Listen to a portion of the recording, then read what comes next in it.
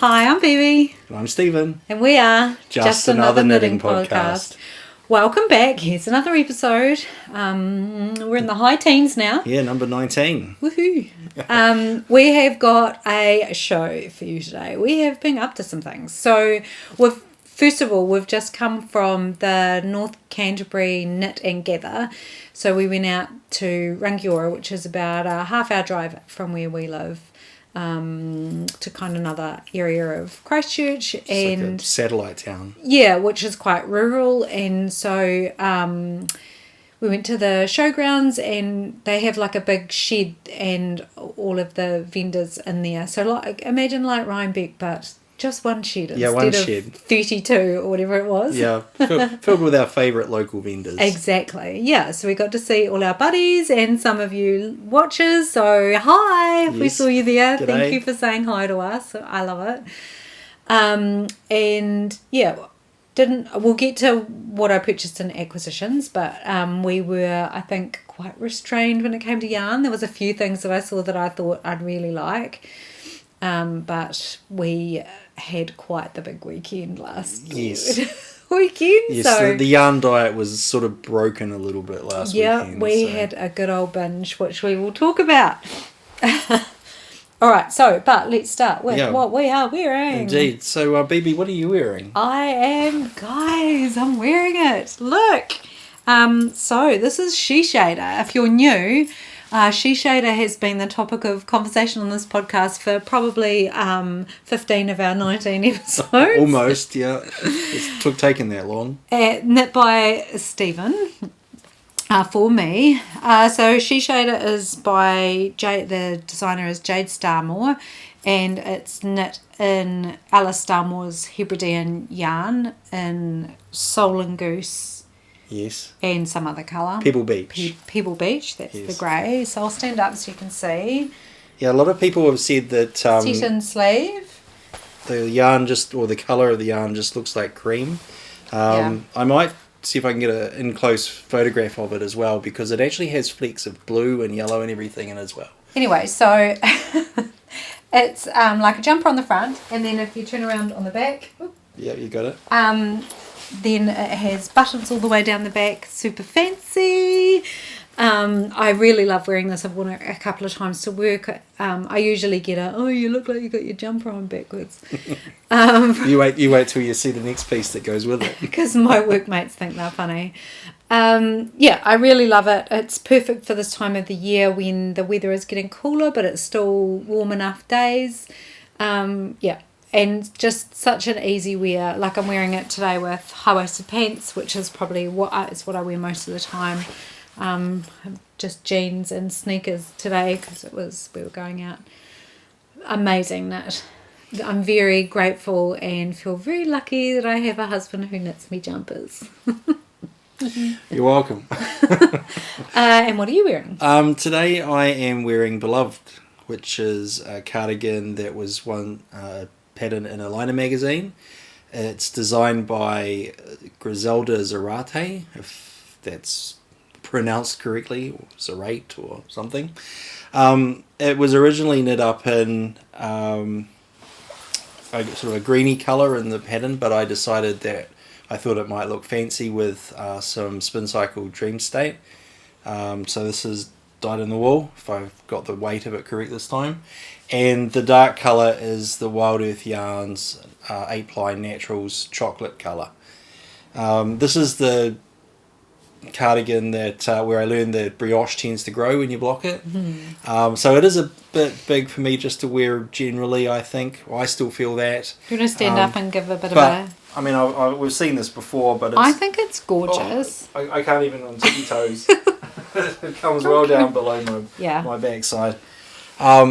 So anyway, that's fine, but I do, it's quite warm here today, and so I thought maybe something that was a little bit not quite so covered in yarn would be appropriate, and it is a garment that I do occasionally pull out of the wardrobe to wear around home on the cooler mornings. Mm-hmm. Yeah, he's often wearing like t-shirt, shorts, woolly socks, and then this a giant cardigan. Yeah, looks amazing. Yeah. So one of the things that you kind of were talking about is that it kind of pulls at the shoulder, and it it doesn't have good structural integrity here. No. And somebody mentioned on a previous show that you can get stuff that you sew in that actually that you put into garments actually in jackets. And I actually got some because I'm going to make a jacket. Oh, okay. Yeah. Someone also suggested ribbon as well. Yeah, but which I haven't done. It's like bias binding stuff that you can put in there. So and it would just mean that it just sits a little higher on the shoulder. It might mean that it's a little bit stronger there. Yeah, I'm just not used to things with really wide necks, so I always feel like it's going to pull off my shoulder and fall off. And I guess it never has really. I love it, but and it looks like a fire. Yeah, and the buttons we got in Japan, so they're like little wooden coloured, like almost hand painted buttons. We picked them up when we were in Japan. A couple of years ago. So it's a really special jumper. It is. I really like it. It's just not your style. My style for wearability. So yeah. And I have to say it's even a little big for me, which I like oversized, but it looks like I'm trying on a child trying on some adult person's clothing. It was, I knit the big one as well. I think it was like 54. Yeah. So I really overdid it in every way possible. So yeah. Anyway, that was what I'm wearing today. Shall we get on to finished objects? FOs. What have you got? Nothing again, I'm afraid. In fact, the last 2 weeks I've been going as hard out as possible on the eagle collar, which I'll talk about later. So I've not even made any progress. I'm actually wondering if we talk about it now, because I'm quite keen to try it on with this. Okay. So let's move the order around just for this and show the eagle collar, because we did say that each feather was a finished object, and you've done some more. I've done quite a lot more. So I've actually done 2 rows of feathers now, additional. So should I put the needles on the front or the back? I don't know, either or. I guess it makes no difference. Put it on the side. So have a go, see what it does. You're still connected to a little bit of yarn. Yeah. We're down in the smaller circumference now, so it's not quite so simple. I keep thinking, obviously you can see there's a few ends left to weave in. Oh my goodness, though. But it's going to become a little bit of a craft project as well once I finish, because each of these little feathers here have actually got a wee strand of yarn which needs to get tacked down so it gets put in the right place. So all the feathers will get positioned and then tacked in. So it looks a bit loose at the moment. In fact, every time I look at it with all of the ends and everything sticking out, I keep thinking of that episode of Blackadder where he's wearing a cloak with you have to have watched things that on. I know it's if some of you will know it. Some of you will know this obscure reference, but yeah. So this is what they look like together. So the idea is that they're not a set, but I really wanted to have them so I could go to work looking like this. Yeah, and then there's a full choker that comes up to probably about here. So it'll be good in winter and keep your neck warm. Yes, I'm so looking forward to it. So yeah, I did do. We're still talking about the eagle collar. So I did have a couple of false starts on the little feathers here at the top. The pattern itself is a little bit, I would say vague perhaps. So here's the first 3 feathers I knit, which you can kind of see here. They're a little bit pointy at the bottom, and the reason for that is I managed to completely miss the instruction for row number 2, and I actually knit them upside down. So I was happily knitting upside down feathers until I actually had a closer look and found out that I just avoided my making a whole bunch of extra work for myself by reknitting another 20 or so of them, or actually making the whole thing completely wrong. So that was good save. That was a good save. So yeah, we're in the crafty part of that pattern. It's getting a little bit intuitive as how everything fits together. You kind of start to second guess, am I on the right needle size? When should I have changed needles? The feathers are knit on one type of needle and then they're joined onto with a different size needle.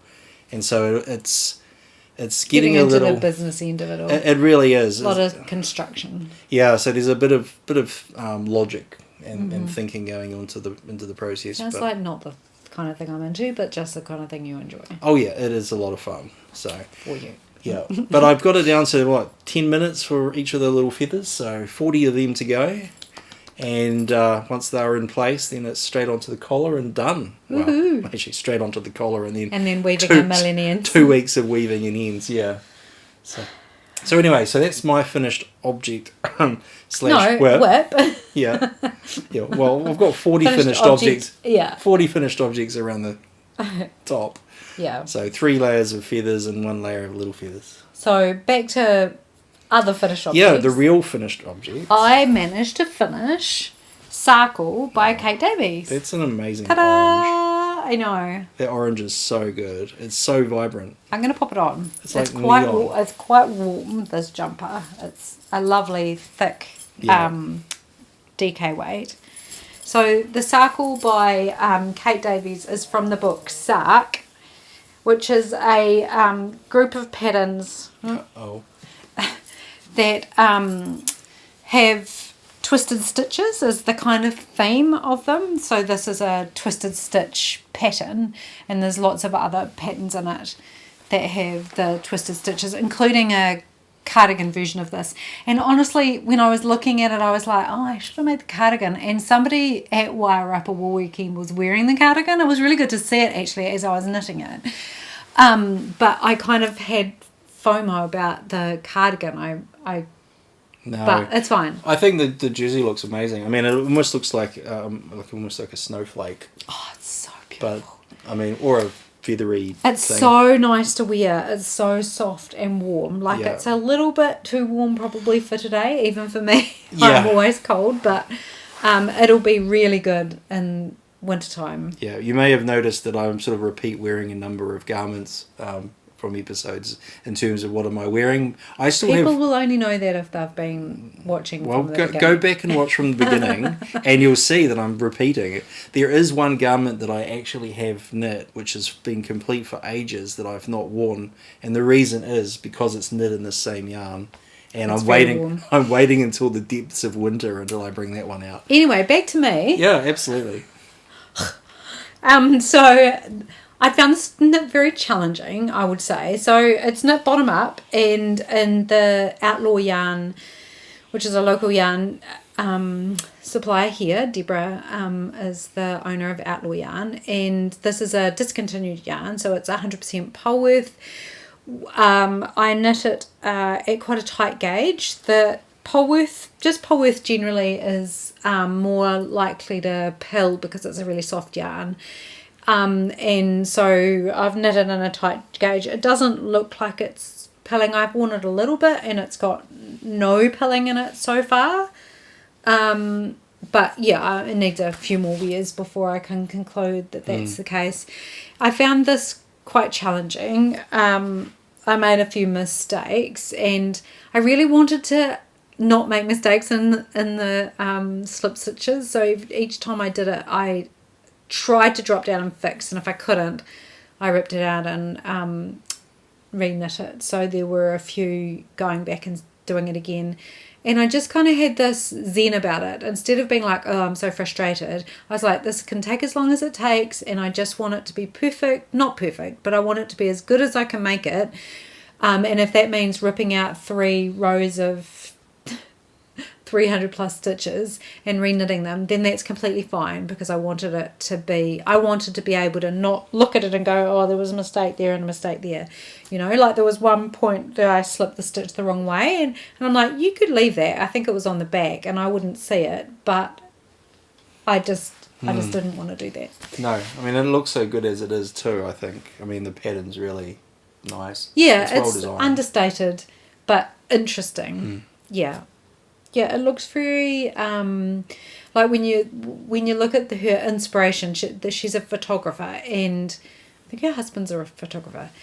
And in the book, she talks about the inspiration. It's in nature and looking at tree patterns and that kind of thing. So you can kind of see, and like cells and stuff like that. You can kind of see. Yeah, you can definitely see it. Mm-hmm. Although I like to think it looks like a snowflake. Yeah, well, that's the same thing though. Like that kind of that architectural design in nature. Yes. Yeah, so pretty pleased with myself. Oh, you should be. I must say, I find it really hard to do a good bind off for a 2x2 rib, and I don't love the one where you rearrange the stitches and do the 3 rounds. I don't even know what that's called. So I just did a cast off in pattern, just really loosely. So it's a wee bit tight, but I actually like that because I want it to be tight fitting around my neck. It means I can only just get it off and on with my glasses on, which is completely fine by me. I did redo it twice. The first one was a wee bit tight. Yeah, but I like a nice firm collar, so I'm really happy with how it sits. Okay. Yeah. Nice. Yeah. I think you did a great job. Yeah, pretty pleased with myself on this one.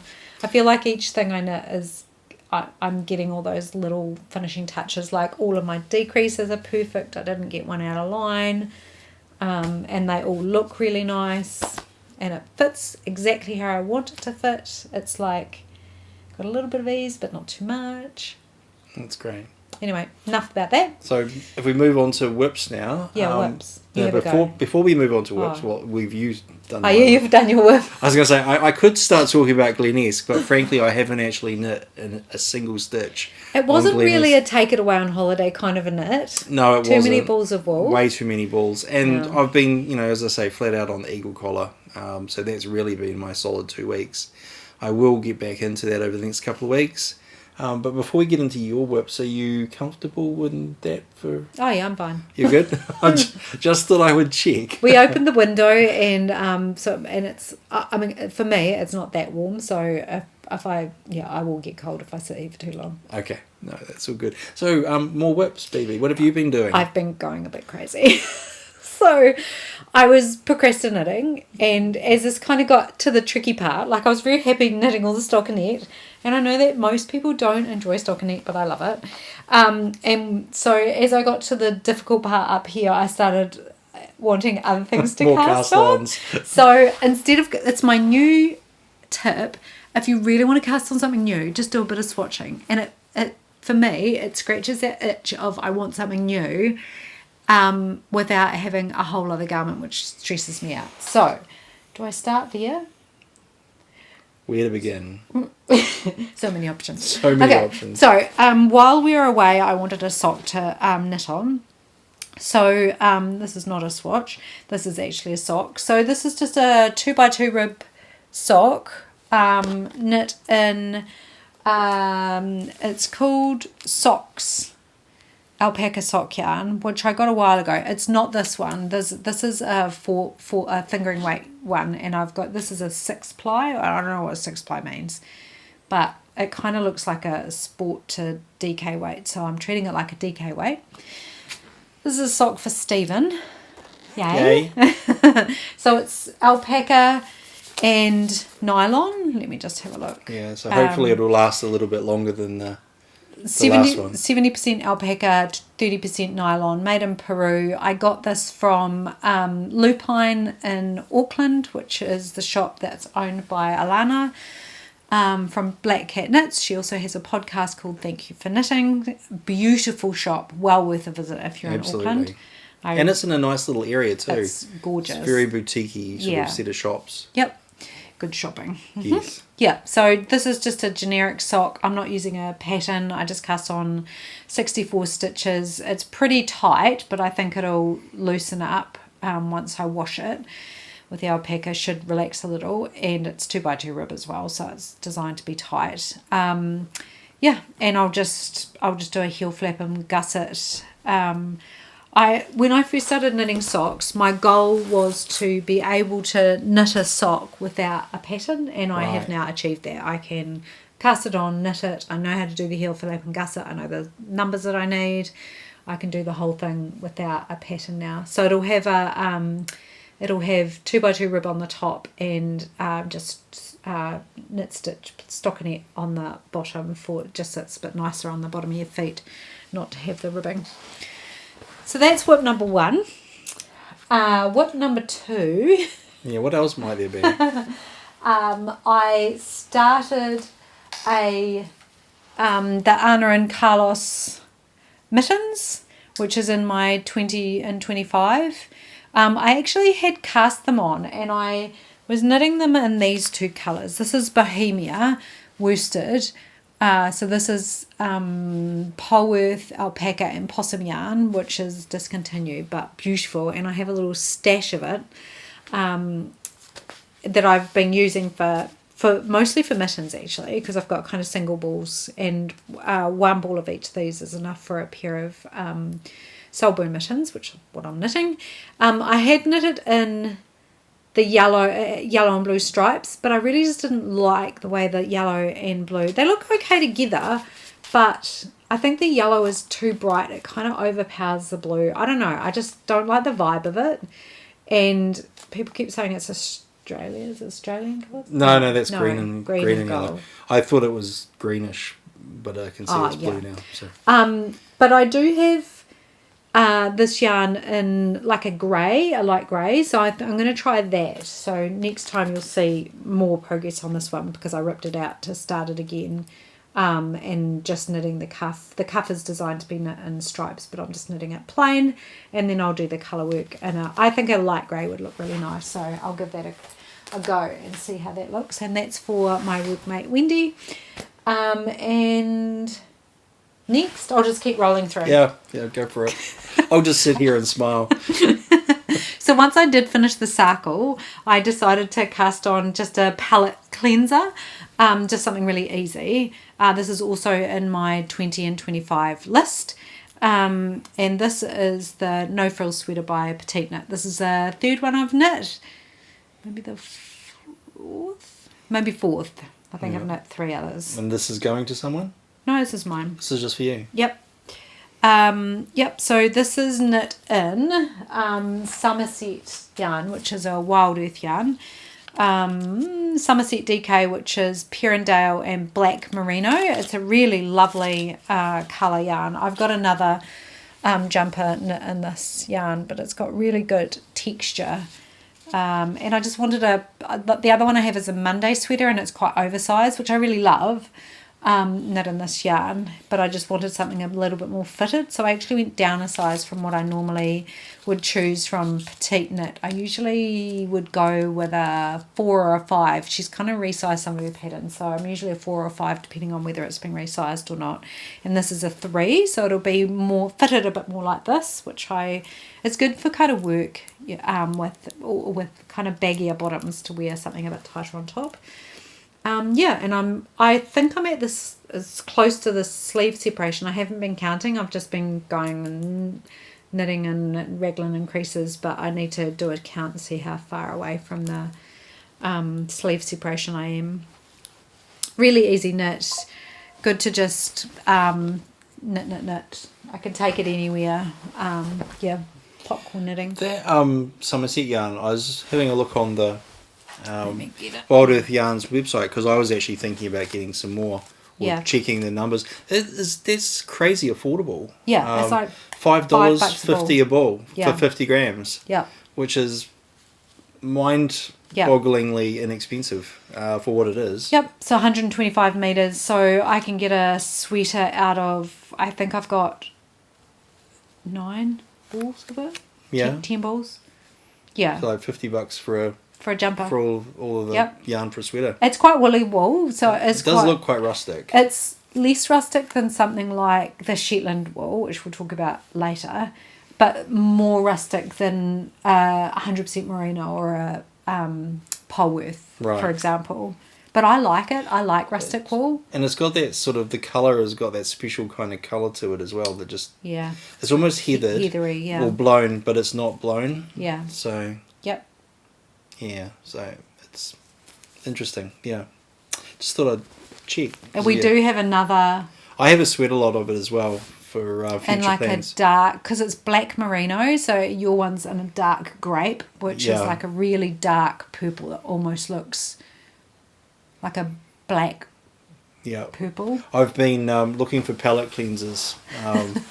It's our new thing. Yeah. So once I finish the eagle collar and I start doing my colour, sorry, I'll talk about that later.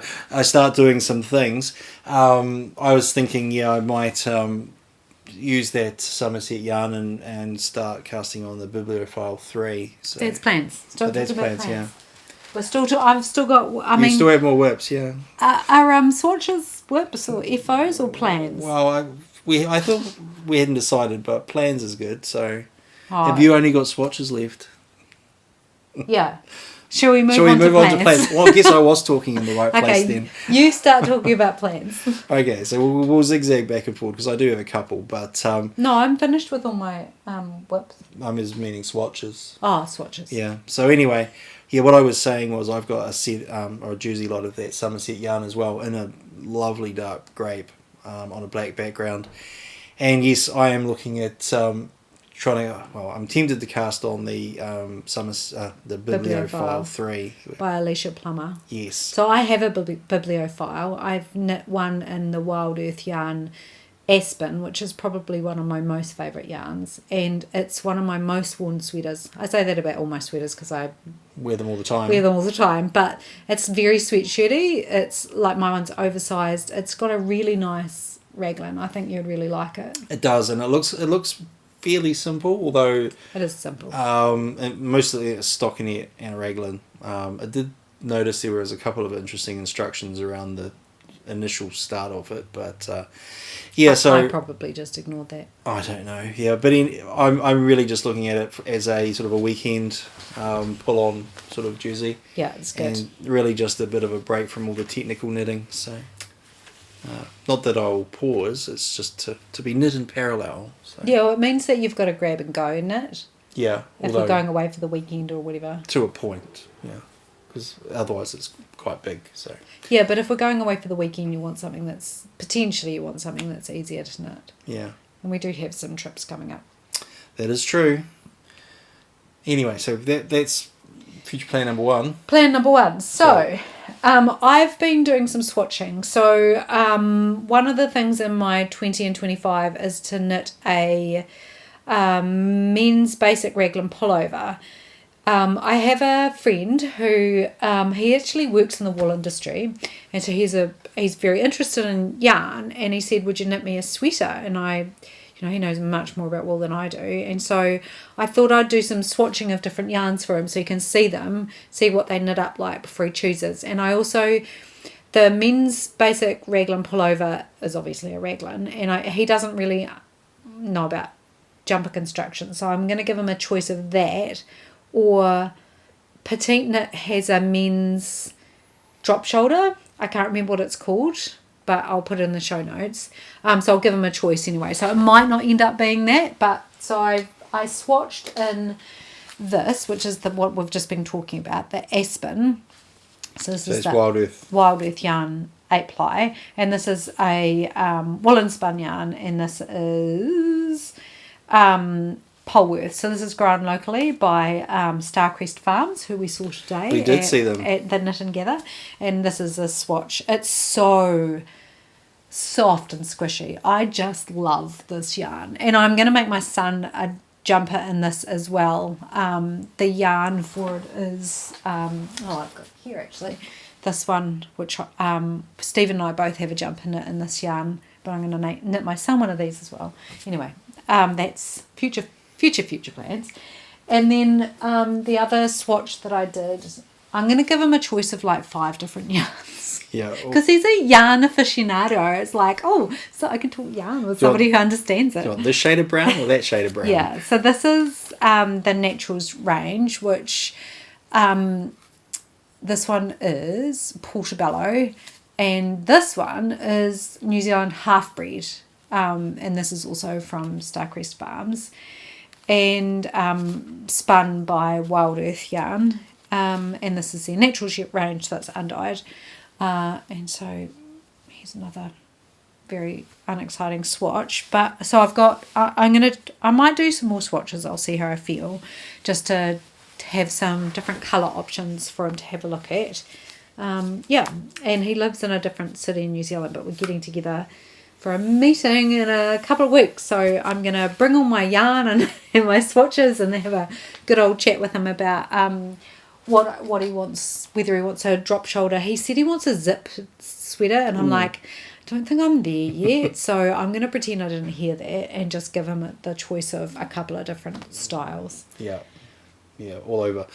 Right, so other plans? I have another Okay, we're not taking turns. Okay, go on then. I have another swatch. Okay, yeah. Let's take turns. Okay, so my other set of plans, I mentioned in a previous episode that I was thinking of knitting the Henry VIII, and that I was going to get another kit along with a whole bunch of extra yarn.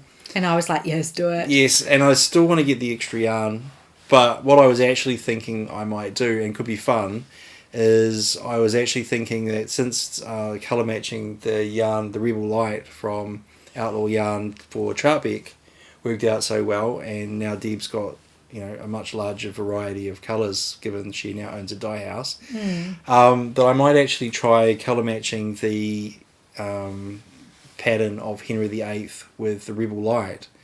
I tried this once before, and the range of yarns through the colour experiments weren't quite of sufficient gradients to actually make the transitions and the colours look too good, and it was a real hodgepodge in terms of what we had in our stash. We do have an amazing selection of colours, but they're all very bright colours. Yeah, and not a lot of contrasted. Browns. Yeah, I needed more browns and golds to make the Henry VIII pattern actually work, and so I know that Deb has a bit of variety now, so I thought I might actually go in there first before ordering a kit, and seeing if I can. Because it would be really good to buy local yarn if we can. Yeah, and support our local. I would like to do that, but I am also tempted to go and get maybe one of each of the other Starmore yarns, just to actually make sure I've got the true colours.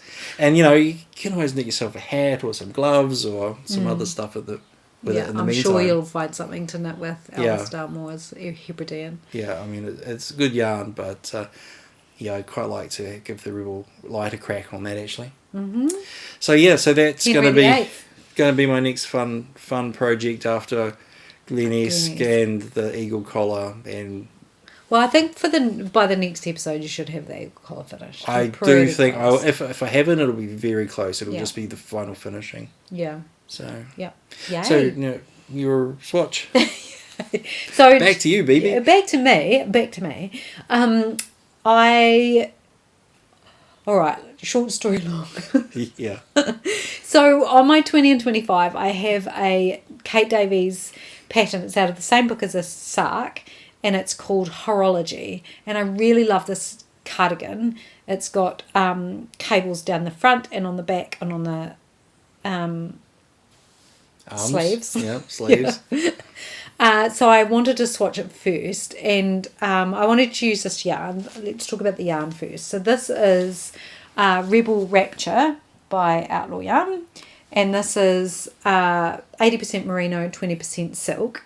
Now, is this one that you can currently get? This colour? No, Rapture. Yep, this you can get. So of all of them, this one is available. Yep, I purchased this recently. When I was in there buying something else, this accidentally fell into my bag. Yeah, but that must be a first for us, actually knitting something in not a discontinued yarn. It's just because Outlaw had such good yarns and we bought so much of it, so now we have so much stash of it, and we're working through our stash before we buy more.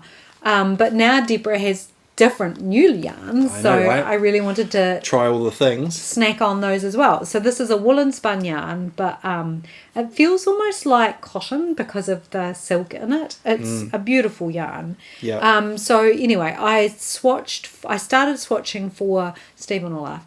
He was laughing at the time. I started swatching for the Horology, and I got to it has slip stitches and knit through the back loop, purl through the back loop, which is all fine. I can do all of that. And then it got to the cable cross. So every 12th row you have to do a cable cross, but it's a 13 stitch cable cross. And I'm like, no, I'm not doing that.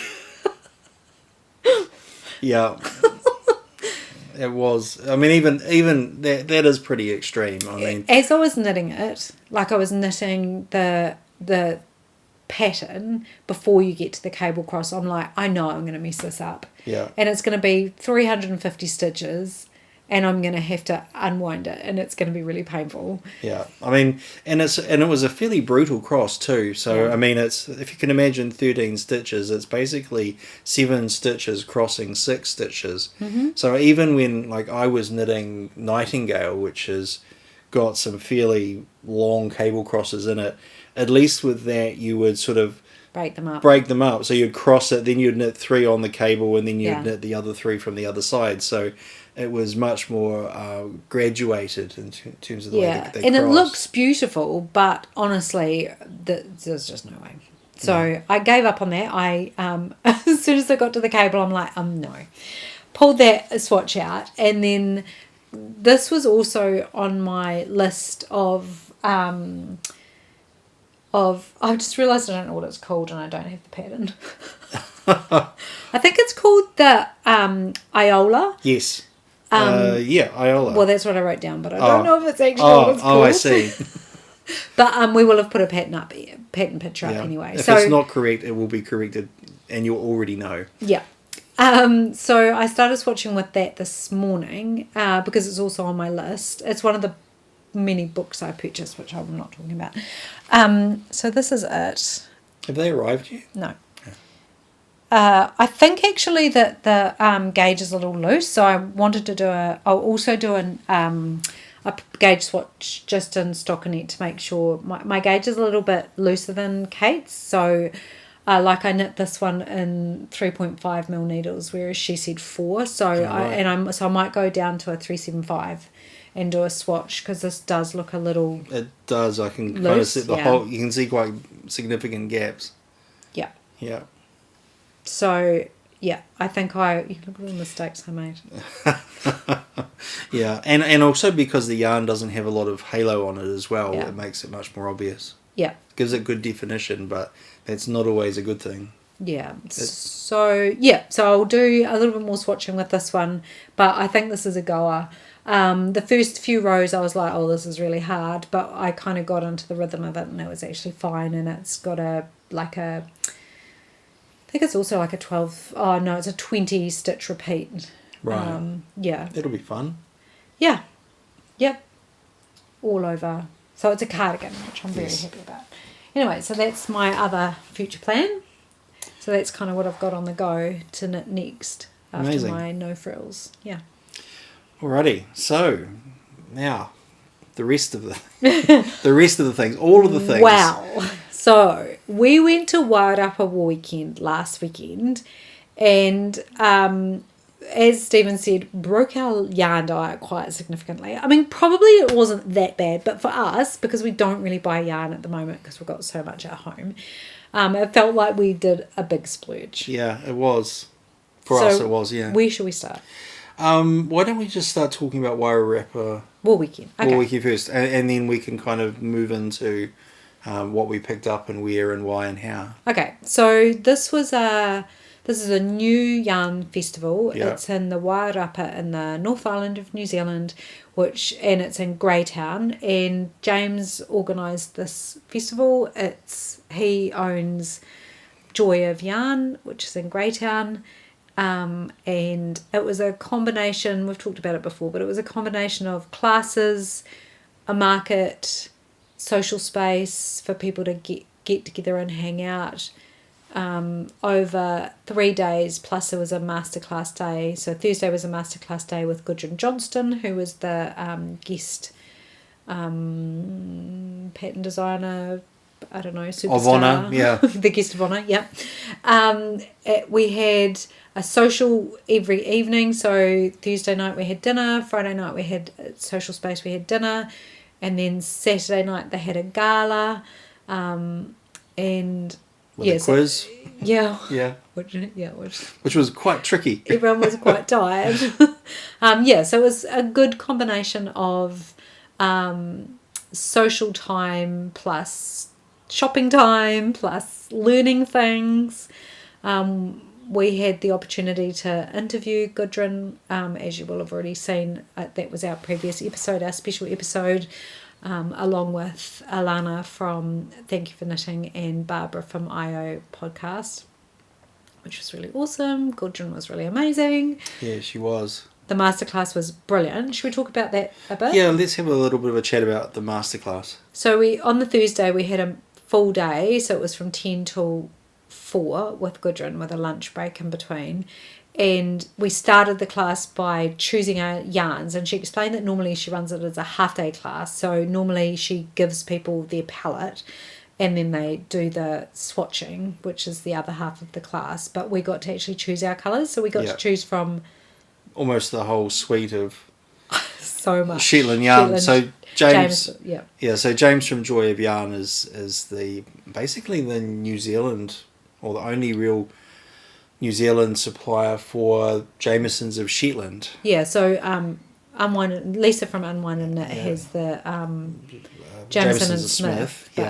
James has the Jamesons of Shetland. So, and he has about 100 colours at the moment. Yeah, so he's working on his colour range, but oh gosh, there are a lot of colours. 100 is a lot of colours. It sure is. So the all day masterclass wasn't so much on knitting or designing or anything like that. It was actually on colour selection. Yeah. And the impact that different colour combinations in fair isle knitting, for example, can actually have on the look of a garment. Which was so good, because honestly, it kind of gives you the freedom to then stray off the pattern colours off the kit and actually start to think about your own colours, which, you know, and rather than just trying to colour match exactly. Yeah.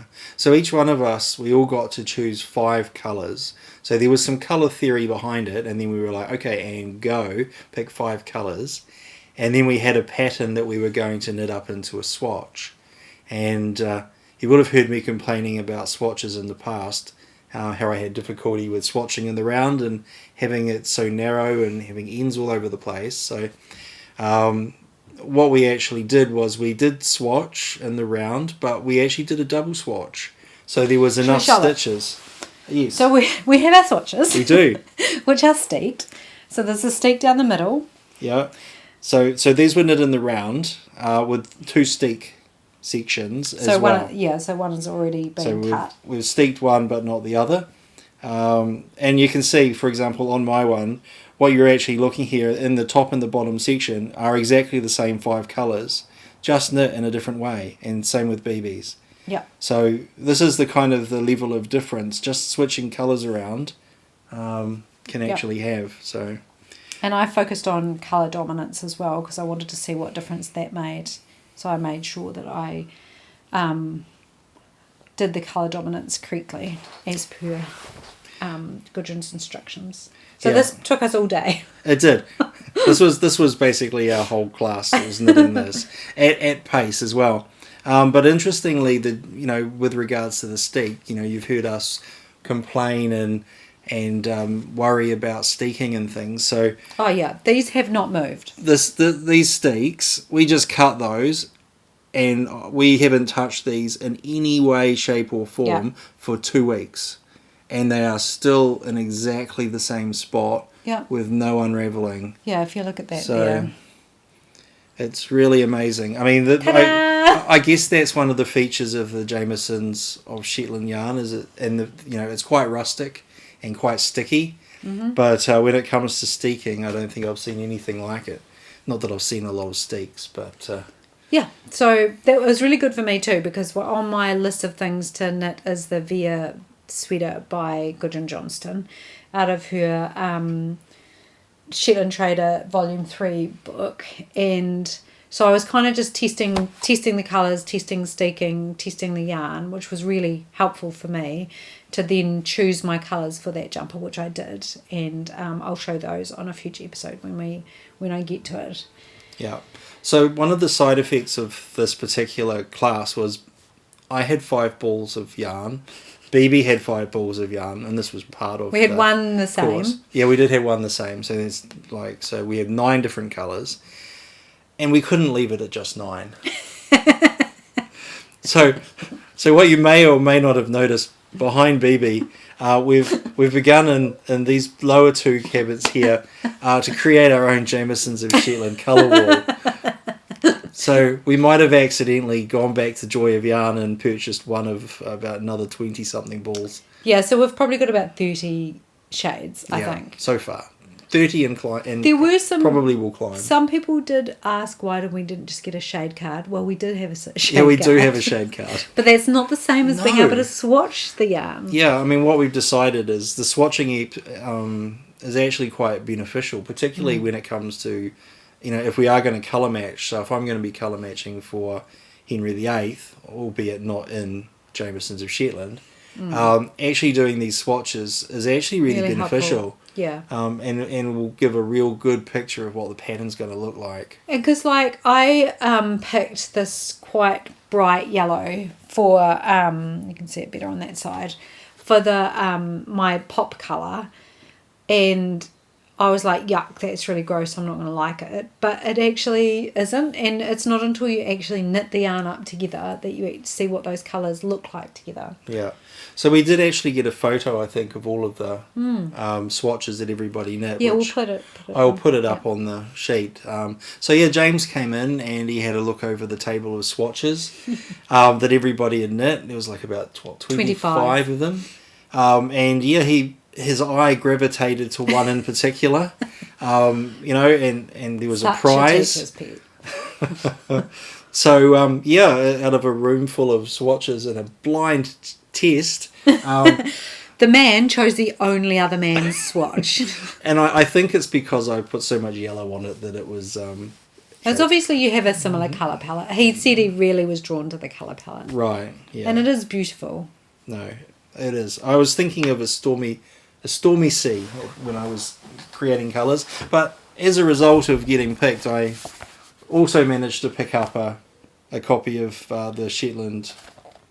Woolweek. I found some web results. I can show them if you ask again Sorry. on your iPhone. No, thank you, Siri. Yeah, so we got the Shetland Woolweek annual from 2022. Yay! So I absolutely love the one we got for this one, and there's a couple of things in it that I really want to knit. One is that, which is a cardigan. And you keep talking. Oh, okay. We're looking. So yeah, there's a lot of patterns and stuff. There's actually some nice little slippers in there as well. That. But there we go. So that was a real treat. And completely unexpected. So that was good. So after the masterclass. Sorry, I'm distracted now. Yeah, someone gave her patterns. So Can't talk looking at patterns. After the masterclass, basically we all moved off to a cafe called The Offering, and basically that was dinner and knitting for a couple of 3 hours, and it was really good. It was a real relaxed vibe. So I think one of the things that really stood out about Wool Week, and we kind of had hoped that it would be the case, was that it carried that vibe that we felt at Shetland Wool Week last year in Shetland. And I think James did an amazing job to really create a social knitting experience. Yeah. There was plenty of things to do, with the classes and but we only did one class shops. And still had heaps of social time, heaps going on. I probably would have liked to have done one more class, and we'd probably book another one next time. But there was tons going on. Just hanging out and doing stuff. Yeah, there was this cool little game where everybody was given on their name tag an island, and you had to go and find 5 other people who had the same island from the Shetlands as you did. So it was a really good opportunity to just go and sort of barge in and have a conversation with people and ask them which island they were from. But it was a good way to break the ice and actually sort of get to know people. So smart. Yeah, so good. It was really well done. Really well done. So what else did we do? What else did you get?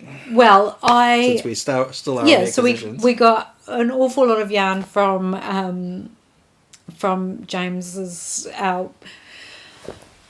wall of yarn. Yeah, and turns out that Greytown might also have another yarn store. But yes, so we went to another yarn store, which was great. So good wool hunting. Good wool hunting. While we were away, we went to Shetland we went to Shetland last year, and we also spent a bit of time in England. But because we're backpackers when we travel, so we carry everything we have on our bags, we didn't actually buy very much yarn. I bought a sweater quantity of Jameson's of Shetland, but I knitted up into a sweater straight away, so I didn't have to carry it. And then we bought little bits and pieces, including some West Yorkshire spinners. I bought one skein and maybe two skeins, and I made a Sophie shawl with it, and I really love it. I love the feel of it. So when we were there, when we were overseas, I didn't buy any more, but I really wanted a sweater quantity. But Good Wool Hunting had sweater quantities of the Croft, which is West Yorkshire Spinners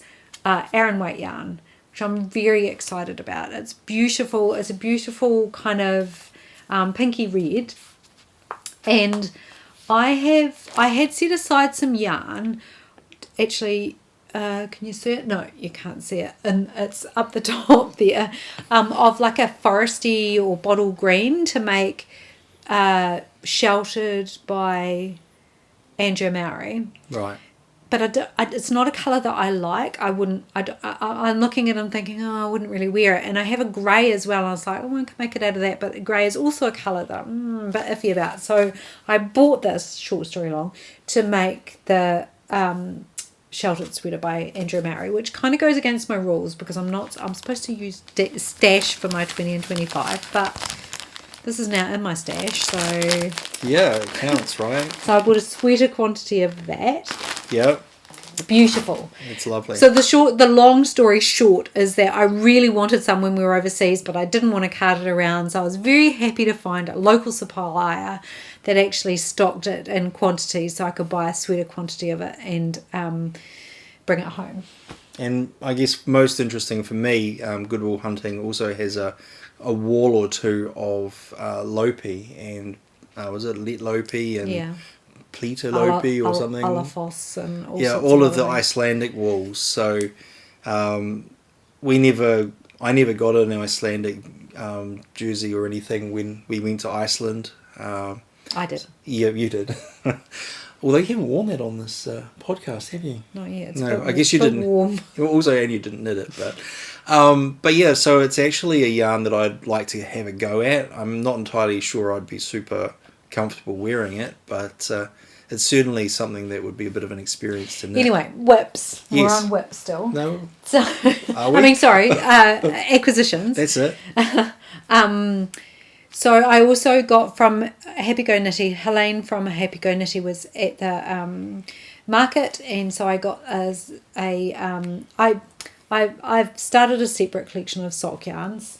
I've got another one to show. So this is interesting blend actually, locally made in New Zealand, 80% merino, 20% Lincoln, which I hadn't heard of before until I got some from Wild Earth Yarn, and suitable for socks because apparently the Lincoln is really strong and you can substitute Lincoln if you don't want to knit with nylon. So I'm going to give these a try. I have a couple of requests for socks. My daughter's mother-in-law would like some socks, and my daughter's father-in-law's mother would like some socks, and they both like purple. So I got this to knit a pair of socks for Isaac's nana. Okay. I don't mind absolutely for an older woman who can no longer knit for herself. I'm absolutely more than happy to knit a pair of socks for her. She gets cold feet in the winter, so I'm going to get cracking on those before winter. I also got from Good Wool Hunting just a bag. This is by Emma Ball, and I did in fact just buy one of these today, but we won't talk about that. But just a nice little I really like the this kind of wide shallow zip knit bag. It's probably actually my preferred style of knit bag for shawls, socks, hats, things, gloves, because you can fit a couple of balls of wool plus a notions pouch plus the actual thing that you're knitting in it without squishing everything up. So I got that, and then I also got from I can't remember what booth we got. The Yarn Queen, was it? Yarn Queen, I think it was. Yeah, I got Liner magazine, so this is volume number 22, which I didn't have, and it has a couple of things in here that I really want to knit, and so yeah, I got that, including a Goodwin Johnston pattern. I'll keep talking fast. And then I got one more book. I actually got this from Miss Maud's, which is mostly a fabric shop, and we did shop at the fabric shop. I'm not going to talk about that. I bought 3 garment lots of Merchant and Mills fabric and 4 patterns from Merchant and Mills and some buttons and some other notions, but we won't talk about that. But I did get this. Did you have a shopping buddy? Gudrun and I went shopping together with Alana as well and her buddy. It was so good. I had such a good time. But the Doodle Knit Dictionary is actually a set of cards that you can get in little packs, and it has like the Pacific ones, and it has Scandi ones, and it has like farm ones. I'm making that up. I can't remember what they all are.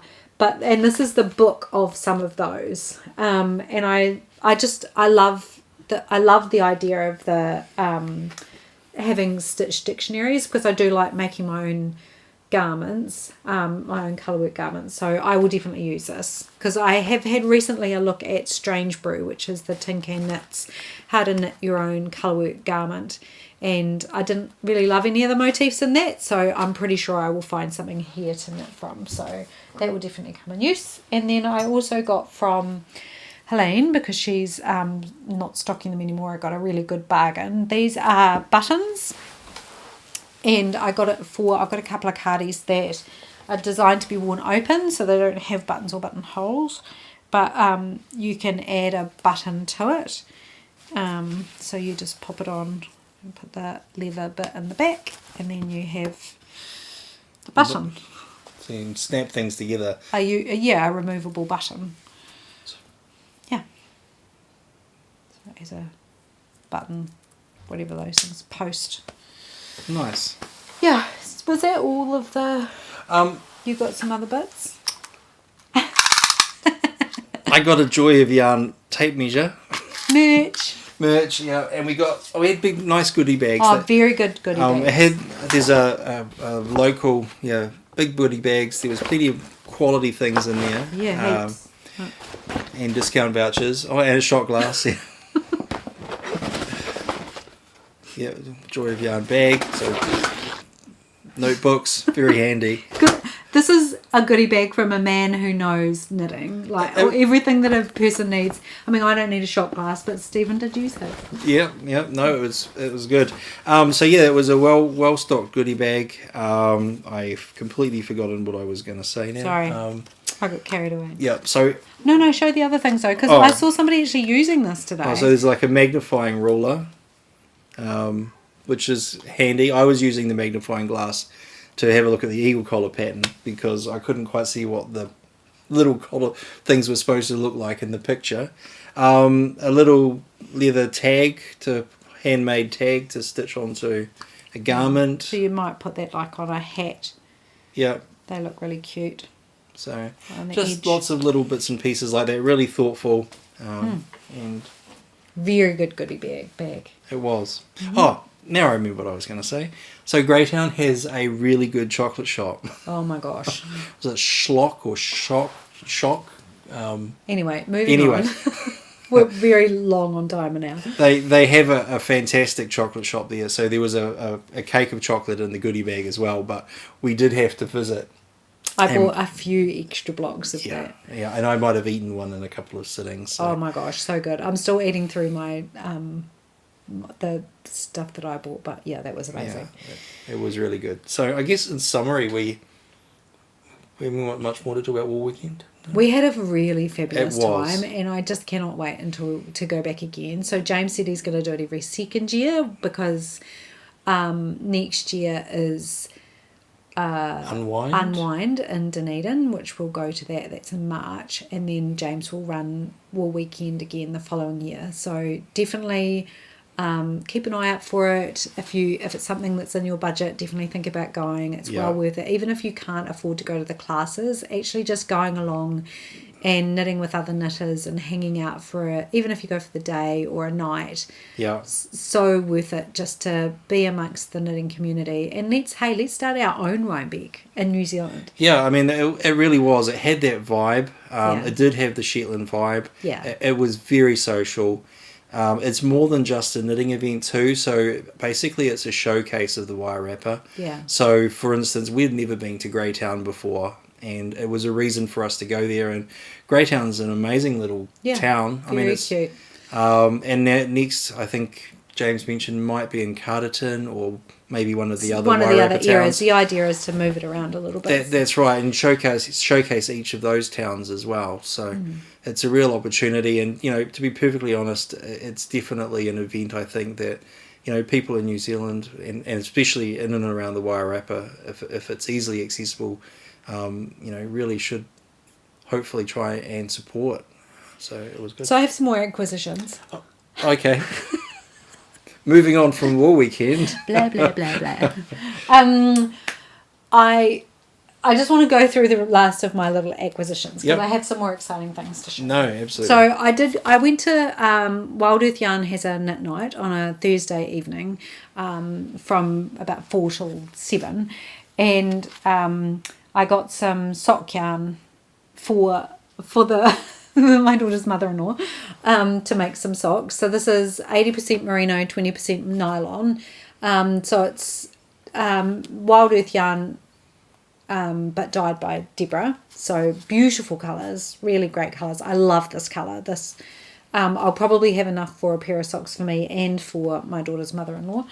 And then today at the Knit and Gather, I got this beautiful project bag from Audsley. Audsley Sarah is a sewist, and she makes these beautiful, you can see her tag there, beautiful project bags. So this is Liberty fabric, and it's just really wonderfully crafted, and just as I was just saying, just the kind of bag that I like. So yeah, I grabbed that, and we didn't buy any yarn. Not today, no. No, because I think you might be able to tell that over the last week or so we've had our fill of yarn. Yeah, plenty has come in. I'm definitely developing a slight habit of a sock yarn. I have a lot of sock yarn, and I've now got more sock yarn, so I really need to stop that. Or maybe knit some socks. Well, I am. Faster. Yeah. So I think that it does bring us, I think, to a close. Yeah. We've managed to just tick over an hour. Yep. So we're trying to keep it under an hour, but we had a lot to say. Yeah, there's a lot of things. I mean, as you can tell, there's been a lot going on over the last couple of weeks. Hopefully you all enjoyed our interview with Gudrun last week. And we'll see you in 2 weeks' time, hopefully with some FOs. Hopefully. I'm really hoping to finish the Eagle Collar. So, yeah. So. All right, well, ka kite anō. See you later. Goodbye.